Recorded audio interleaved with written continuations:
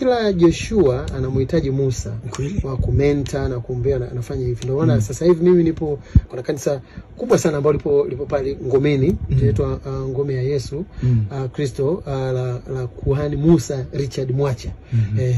Kuhani Musa Richard Mwacha ni kijana ambaye Mungu anamtumia sana. Amen. Na yeye amewekeza sana kwenye worship na kwenye prayer, lakini ana jicho la Mungu kwa sababu yeye anaingiza sana kwenye maombi na ana uwezo wa kuona kitu. Na ni mtu ambaye mimi aliona kitu ndani yangu, akasema ona kitu cha kimungu na kuna sehemu unaenda. Na akaamua kusimama na mimi na anipa nafasi, na ndio maana hata bwana kwa nini inakuwaje unampa, lakini amenipa nafasi ya kusimama. Na Mungu anamletea maono tofauti. Na ametoa maono kwenye Ijumaa hii kuwa na mkesha wa upako wa tai. Eagle, the anointing of the eagle. The anointing of the eagle. Sasa ndio maana wewe kuwa pia unaitwa eagle. Huko na Kenya leo wanajua ukisikia the eagle unajua hiyo ni Dr. Feneke. Ni Dr. Feneke. Kwa sababu I think hata mimi wakati jina hilo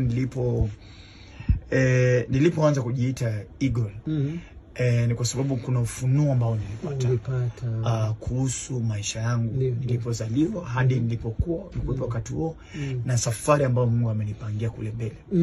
Mungu anaonyesha kwamba characters zangu zote ni za eagle. Ni za eagle, right? Kabisa. Na pia namba mbili kwa mimi naamini kwamba jina ni kitu very powerful. That's why tukitoa mashetani na tukiombea vitu vinasema in the name of Jesus, because there's power in the name. Power in the name. So the name that you call yourself has extreme power around your destiny. Okay. So you have to be very careful jina gani ambalo unajiita.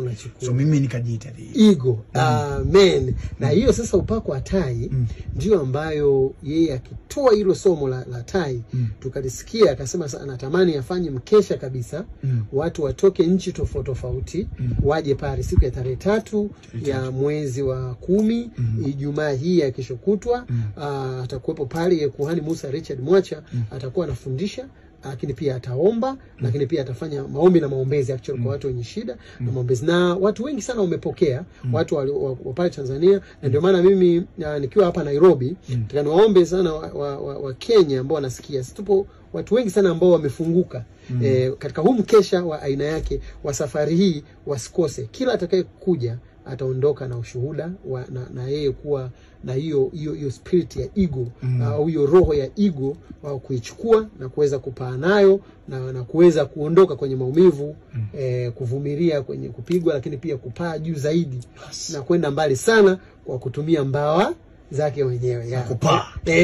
Kwa hivyo bwana kuhani Musa Richard Mwacha, salamu zangu sana kutoka Kenya, hapa Dr. Feneke, and to all the Kenyans who are in Tanzania as well. Please, if you're in Kenya, if you're a Kenyan in Tanzania, I'm asking on behalf, of course, of my brother and the man of God, go to where the church is on the 3rd of this month, October, and go and listen what God has to say about the true character of being an eagle. Kabisa, being an eagle, yani kuwa tai. Pale Ngome ya Yesu Kimara Temboni, kwa kuhani Musa Richard Mwacha, watu wa mataifa yote. Na ukifika pale kama umetoka nchi nyingine, utawaambia pale tutakuwa katika sehemu nzuri sana ambayo wewe unastahili. Na Watanzania wengine wote na Wakenya wote tunakutana pale.